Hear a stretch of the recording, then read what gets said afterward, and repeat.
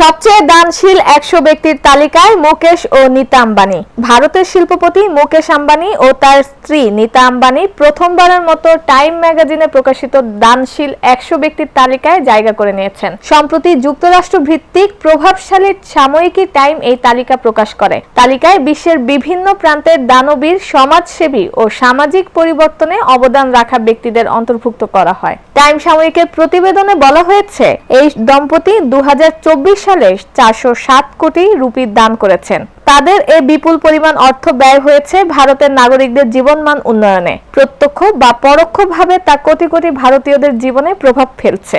নারীদের এগিয়ে যাওয়ার প্রশিক্ষণ, টেকসই কৃষি সহায়তা, স্কুল ও হাসপাতাল নির্মাণ, দৃষ্টিহীন মানুষের চিকিৎসা সহায়তার এর বেশিরভাগ টাকা ব্যয় করা হয়েছে। প্রতিবেদন অনুযায়ী তাদের এই উদ্যোগের মাধ্যমে ভারতের লাখো মানুষ উপকৃত হয়েছেন। ফাউন্ডেশন মেয়েদের পেশাগত দক্ষতা বাড়াতে স্কলারশিপ দিয়েছে, গ্রামীণ কৃষকদের সহায়তায় টেকসই কৃষি উদ্যোগ চালু করেছে, জল সংরক্ষণ, স্বাস্থ্যসেবা, চোখের চিকিৎসা ও বিদ্যালয়ের পরিকাঠামো উন্নয়নের মতো বহু কার্যক্রম পরিচালনা করেছে। টাইম বলেছে, আম্বানি দম্পতির সম্পদের পরিমাণ ১১০ বিলিয়ন মার্কিন ডলারের বেশি, আর তারা সে সম্পদের একটি বড় অংশ সমাজের জন্য ব্যয় করছেন।